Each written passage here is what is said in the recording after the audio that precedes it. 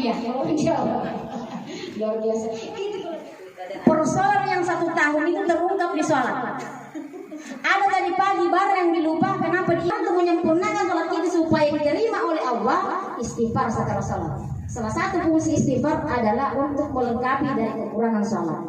Ada kemarin salah satu orang datang di rumah saya itu bertanya, bagaimana caranya ini? Saya itu setiap kali sholat itu selalu lupa berapa rakaat di sholat itu.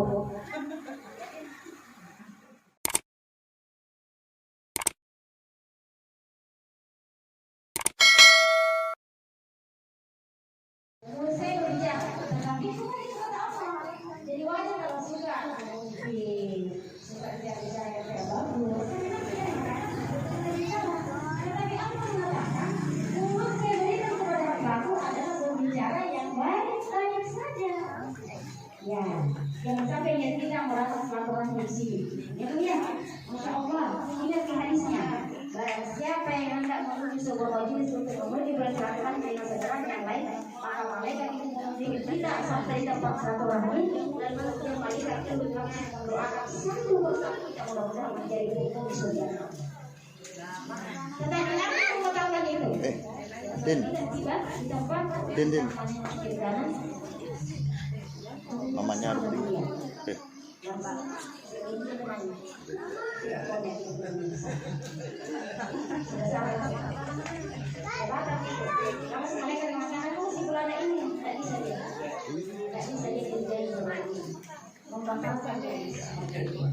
Apalagi ini suku Jawa adalah orang saya tahu bahwa orang Jawa itu adalah penuh dengan kelembutan.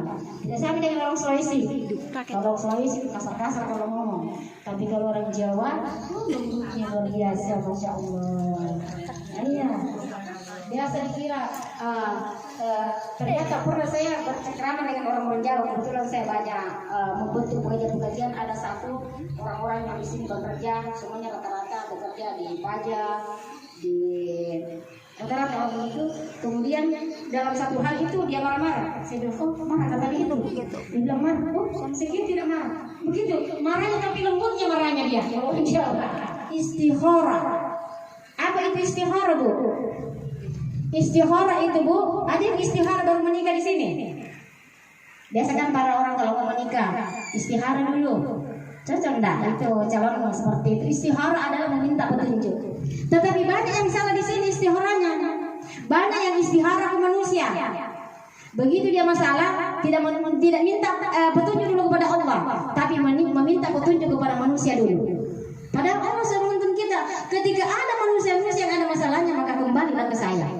Karena insya Allah akan ada solusinya seperti itu. Tapi apa kita manusia? Dasar dijelaskan dalam Al-Quran, dasar manusia itu adalah sombong. Sehingga ketika ada masalahnya bukan ke Allah dulu, tetapi ke manusia dulu cerita. Ada masalahnya, dia cerita temannya. Belum tentu ada solusinya itu. Manusia yang satu belum tentu dipercaya. Ada gambarannya, Bu. Siapa yang kenal Asia? Asia, Bu. Ada yang kenal? Mbak-mbak yang Asia? Asia. Dan yang kenal Asia itu adalah istrinya Fir'aun. Siapa itu Fir'aun? Orang yang kafir yang mengaku dirinya Tuhan. Asia istrinya itu dibunuh sampai digoreng di wajan yang besar, kemudian dibunuh di gorengan itu istrinya sendiri. Kenapa saya menjelaskan bahwa jangankan juga suami tidak bisa kita percaya sepenuhnya. Ya, makanya itu kembali kepada Allah ketika ada masalah. Apalagi Yusuf, Nabi Yusuf. Siapa itu Nabi Yusuf? Nabi Yusuf itu siapa yang menjerumuskan masuk ke sumur? Adalah saudaranya sendiri. Ini berbicara masalah saudara. Artinya kenapa Allah memberikan gambaran seperti ini dengan kisah yang nyata ini adalah bahwa tidak ada jalan lain ketika ada masalah, harus kembali kepada Allah. Kepada Allah dulu, Bu. Ya, ada masalah ayo bentangkan sajadah. Kemudian kita meminta kepada Allah. Barang siapa yang meminta secara ikhlas karena Allah, itu akan selesai itu masalah, Bu. Ya, bukan sesama manusia dulu seperti. Jadi istikharah itu artinya meminta petunjuk kepada Allah, bukan dulu ke manusia. Begitu kita berdialog dengan Allah, maka kita kembali kepada manusia untuk konsultasi bagaimana jalannya seperti ini. Ya, seperti itu. Ya, oleh karena itu ibu sekalian, dari dua tadi yang saya sampaikan, bagaimana kita menjadi orang yang istiqamah, bagaimana kita menjadi orang yang tahu istikharah. Kemudian yang paling terakhir adalah istighfar. Istighfar, meminta ampun kepada Allah. Nah, inilah barang siapa yang senantiasa beristighfar, maka salah satu untuk memperbaharui keimanan kita itu adalah lewat jalan istighfar.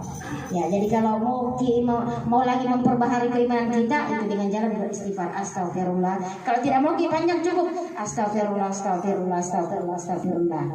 Ya, seperti itu. Karena kenapa? Orang yang senantiasa beristighfar itu akan dimudahkan jalannya. Rasulullah mencontohkan, Rasulullah SAW itu adalah orang yang dijamin masuk surga. Ya, dia bisa beristighfar dalam satu hari itu 70 sampai 100 kali. Kalau sudahkah kita beristighfar dalam berapa sehari, Bu? Ya, jangan sampai kita tidak pernah mengucapkan istighfar lalu kemudian Allah memanggil kita.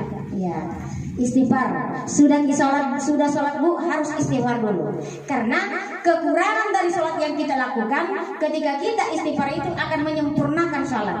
Karena tidak ada, termasuk saya, tidak ada yang dijamin kalau kita sholat itu akan lengkap itu sholat kita. Kenapa?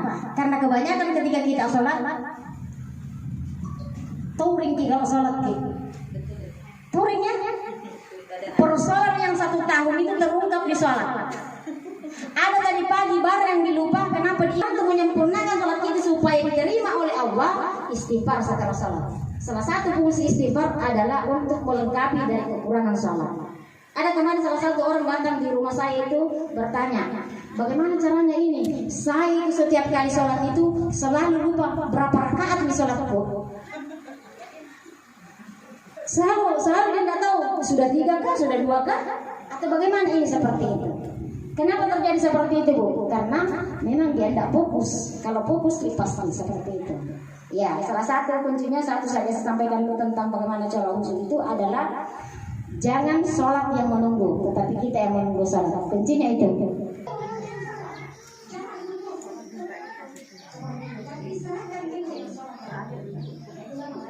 Kenapa